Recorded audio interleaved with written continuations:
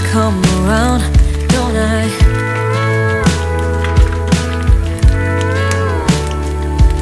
And I know sometimes I'm bringing you down, but I always make you smile, don't I?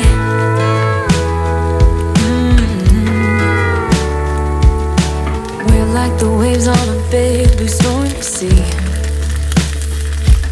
You say you're the one who brings out the best in me. Good morning. Just a little bit of progress today in the garden. So what I've done so far this morning is Ed and I have taken all of the compost that was in this right hand section here. It's been decomposing for about a year now. That has gone onto this central bed and we've chopped up everything and put it all over there. And then everything that's from this year we've now put into this section. So spring next year that one will be getting filled up, and hopefully this time next year that one again will be decomposed enough to go onto one of these flower beds. Next thing I'm going to do is I have borrowed from next door the strimmer, and I'm just going to trim the verge because I mowed everything yesterday, which makes everything look so much better.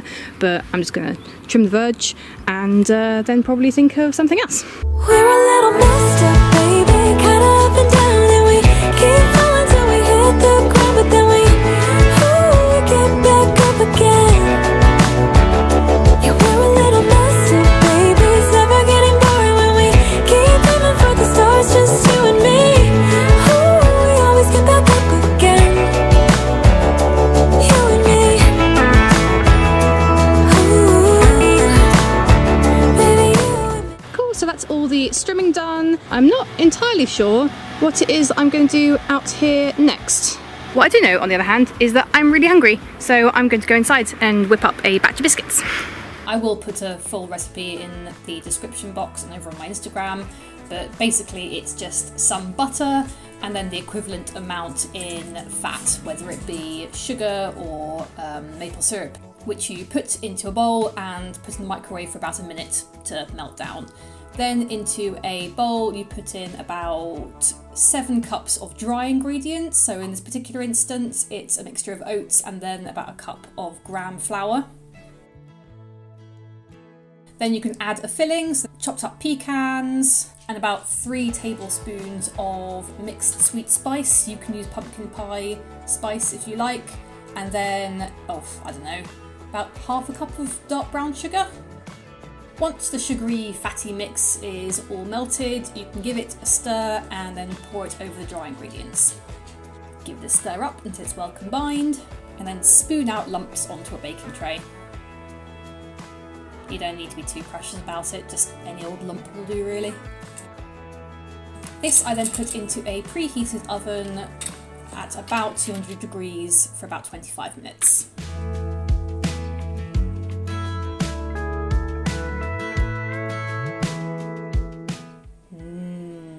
Toasty yumminess.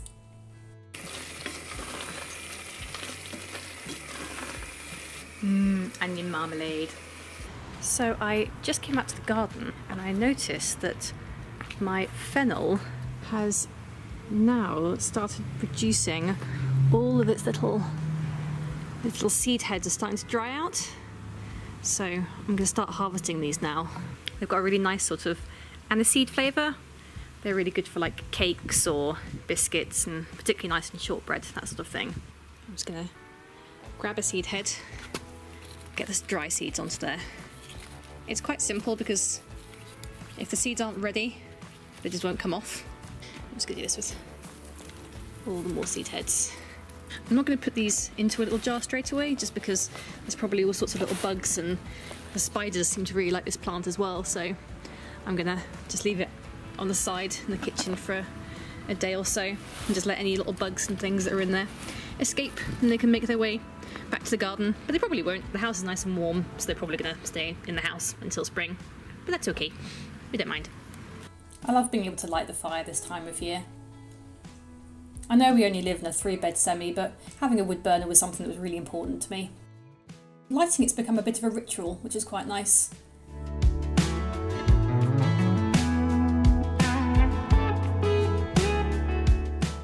There's something about a proper wood burner with proper logs and obviously lots of candles.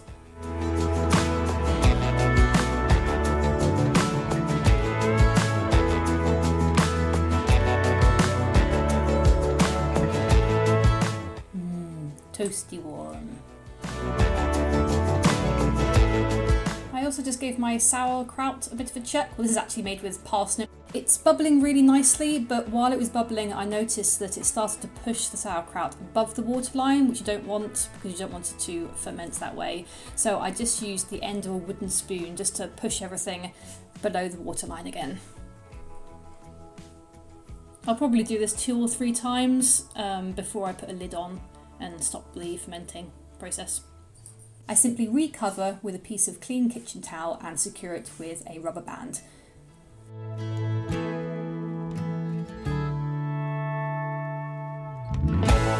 Very exciting discovery. I went out to the compost heap and I happened to notice that by my chart there was a big cluster of mushrooms, which I've never seen there before and was pretty exciting. I was 95% sure that they were either a field mushroom or a horse mushroom, but I wasn't entirely 100% sure. So I always use the power of 3, so 2 book sources and then the internet to help me actually ID something, because you don't want to accidentally be eating the wrong mushroom, then you don't make that mistake twice.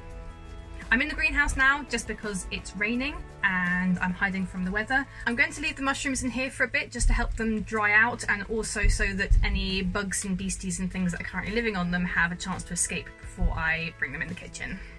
In this particular instance, I'm going to dry them out in my new dehydrator, which I set for 15 hours at 135 degrees. This dehydrator was an early birthday present from Ed. He knows how to keep a girl happy. If you haven't seen the video of when I harvested all these apples, which I did last weekend, then I'll leave a link in the description below, or just head over to my channel. And while you're there, why not hit the subscribe button and the little bell thingy? Oh, you know what to do. Not the best of me. We're a little messed up, baby, kinda up and down, and we keep falling till we hit the ground, but then we get back up again. Yeah, we're a little messed up, baby, it's never getting boring when we keep aiming for the stars, just you and me. Ooh, we always get back up again. You and me. Ooh, baby, you and me.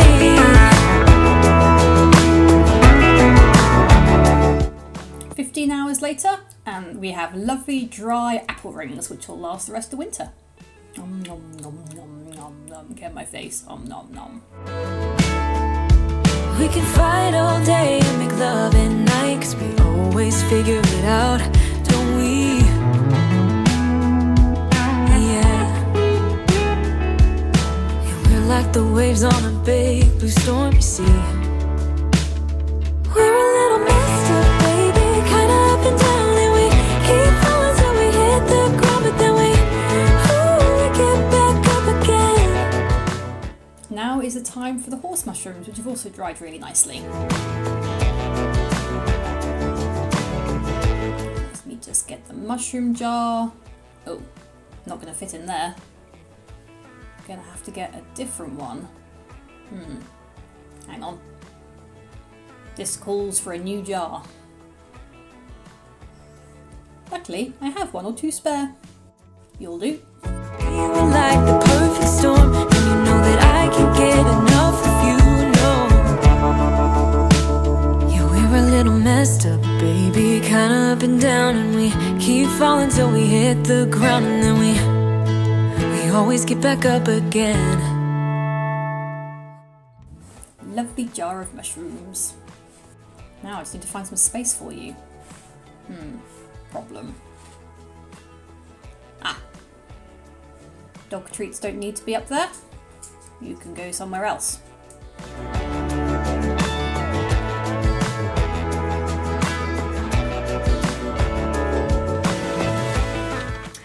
Last little activity for today brings me to the greenhouse where I'm going to be harvesting my pink fir apples.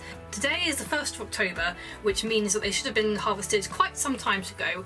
I wasn't entirely sure when, so I googled it. When to harvest pink fir apples. Late main crop variety and ready for harvest if conditions are correct 22 weeks after the seed potatoes are planted. I think it's slightly more than 22 weeks. When to chip, when to plant, when to harvest. Weather conditions. Can expect your potatoes to be ready for harvest sometime between the 2nd and last week of August. Yeah, so it's a bit late, but never mind. Better late than never. And I'm not expecting there to be too many potatoes just because I'm harvesting them really late. A lot of them have probably rotted, but we'll see what we have anyway. Just going to don my incredibly cool and very expensive gardening gloves.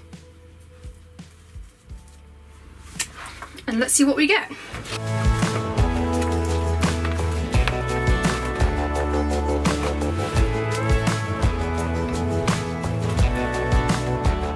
Ooh, I see potatoes. Right, I'm just going to take off this entire bottom section because I don't expect there'll be any potatoes in it, and ugh, it's sodden. Let's start putting back this. Oh, that's interesting. You can see that is where one of the original seed potatoes was. You know what, I'm going to swap these out for my waterproof gloves because they're getting soaking. These look even cooler. I might just check. Yeah, I expect anything that's in there is going to be rotten anyway, because this is the soil that was at the very bottom and you can see it's absolutely sodden. So let's count the potatoes. 1, 2, 3, 4. Let's call that 4. 5, 6, 7, 8, 9, 10. Another old seed potato. Oh, 11. That's a nice big one. 12, 13, 14, 15, 16, 17, 18, 19, 20, 21. I think that's pretty much it at 21. But still, at 21 little potatoes in this bucket, still makes them the most successful out of all of my potatoes this year. And this compost will not go to waste. It's all going to be put on the raised beds. I don't like recycling compost for the same plant again, so I don't want to use this potato compost on more potatoes in case there was like disease or anything like that, but it's fine for going on for brassicas or cabbages or anything that's not related to potatoes, so not tomatoes but anything else. There we have it, 21 little potatoes, and I'm going to cook those up and have them for my tea. Okay guys, that's all from me and my little plot, and I'll see you next time.